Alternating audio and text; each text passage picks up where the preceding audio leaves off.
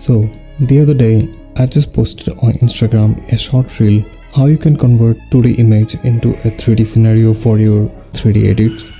In that video I've got plenty of DMs to make a full video on it, in-depth guide actually. So here you go. To begin with the tutorial, first you need to know where can you get all these pictures from. Okay, from online websites you can get all this type of image, but let me tell you honestly, not all the time you get a high quality pictures. Okay, I'm going to give you a link which you can check in the description. Name will be ideas for edit. In this account I have like so many pins which you can check out, which could be reference for your upcoming edits. Just check it out. You can use all these pictures in a way like cut out the floor, cut out the walls if you have, then you can convert them easily into any kind of 3D scenarios. So let me tell you another thing, like how to enhance the quality of your picture. For example, this is the picture I have downloaded from Pinterest. Okay, now once I zoom in, as you can see, it's like so much of potato quality. So those who have PixArt installed in their phone, in the latest version they have added a feature named AI enhancement, which enhances the quality of your picture. So here is the enhanced picture which you can see once I zoom in, the clarity and everything. So now you can get the potential of this feature, which is absolutely for free by the way, and you don't need to use any other website or AI features. Just go in Google or other website that you use and search for mod apk PixArt latest version blah blah blah. You will get that. Okay, let's put the picture, drag it to your timeline, and that's ready. Now it's out of your composition, so let's right click, transform, and fit to the composition width. Okay, now it will fit with the width. Let's make the composition resolution to full so we can work with detail. Now duplicate it 3 times, 1 2 3. Name the bottom layer background or BG. The middle layer will be our flow layer, and the top layer will be our wall layer. We don't need to make 2 wall because I can use the same wall in this side as well, because these are not like too much unsymmetrical, these are like almost kind of symmetrical. So yeah, I'm not gonna waste too much time cutting out this wall, then again this wall. That's like a waste of time. Let's make all 3 of them 3D, then add a new camera. I like to keep it 40 to 45, will give you like a proper distorted scenario. Now we need to add some null with it. So what I do, right click, camera, create orbit null, and duplicate it 3 or 4 times, depend on your scene, like how much camera movement and stuffs you are doing, and parent one another. Okay, now make sure you use the bottom 2 layer for your position movements and the upper rest of them for camera rotation movements. Okay, that will keep your targeted point at the center. Okay, now let's take the floor, double click on it, take the pen tool, and let's start cutting it out. Okay, now we're done with cutting the floor. As you can see, this is anchor point mover, a script that comes with animation composer. Go Google it up, and it's absolutely free to download. Currently I'm using the CS6 version of After Effects, and the same time of version is available for Animation Composer as well. So go Google it up, like Animation Composer for CS6. It's available for free.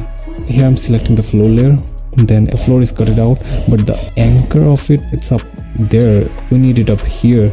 Okay, so yeah, whenever we're gonna change any sort of like rotation, this point will act up as its center. Now we have to rotate it by X rotation minus 90. Okay, and the floor is ready. Okay, if I'm going this active camera view and change it to this custom view one, you can see, yeah, this is the floor and this is our background image. Okay, so our floor is ready. Now sometimes we might move our camera pretty far away.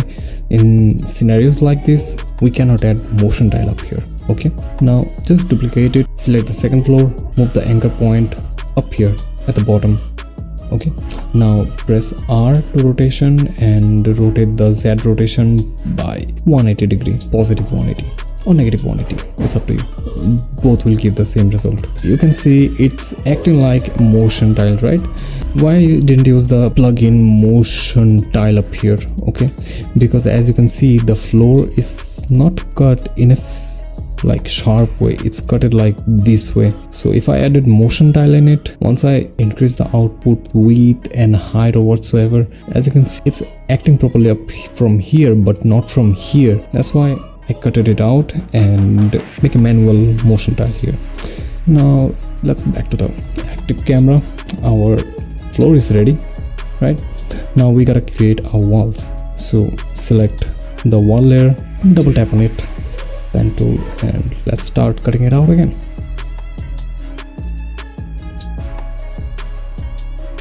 So yeah, I'm done with cutting the floor. Now I'm gonna take this anchor point up here so that when I use the rotation, then it will be the center of this point. Okay, and yeah, there you go, on this side. Now I'm gonna press R and use the Y rotation by -75. There you go. As you can see, this layer up here is the wall. Now gonna take the anchor point and move it a bit further like this. Yeah, we can push it up a little bit there. Okay, duplicate the same layer and we can take it up here and make the rotation by -105. Yeah, we're done. Okay, so we have placed our walls up here, but now you can see that it's not blending with the background like goodly. So what you can do, add tritone on this wall layer. Okay, and in this tritone, make this highlight like this bluish white or greenish white color, and the mid-tone be like this or a little bit darker. Okay, and now you can see it's getting blended with the original. Like, okay, it's not bad, it's getting blended with the original, but here you can see it's having some sharp edges up here. So to erase that or making it blend with the original easily, press M twice or maybe single time, and there will you have your mask properties. Make the feather like 100 pixels and it's gonna give you some feather up here, and here I'm gonna do minus 100. Okay, and it got them blended up, yeah, easily. Now I'm gonna copy the tritone effect and paste it up here, and the same I'm gonna do with the other mask, and we're gonna make it 100 and this one -100. So yeah, it's blended up easily. Now on the bottom one,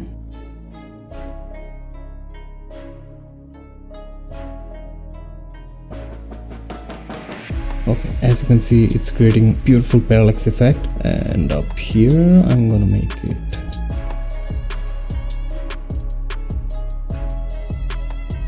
I'm gonna use the upper nulls for the rotation. It's all up to you, like how you use the camera movements and stuff like that. Let's make it 15 and the Y rotation up here. Okay, I know it's kind of mess, but wait for me to finish it. Okay, yeah. Let's erase our keyframes and yeah, let's see. So yeah, that's all pretty much it. And here I'm gonna give you some of the bonus ideas, like tips and tricks. So here you can see this picture that I'm originally using. It have a water-like place in it, and which you can cut it out, okay, and add turbulent displacement on it and play with the setting like in a way which can imitate water moving effect.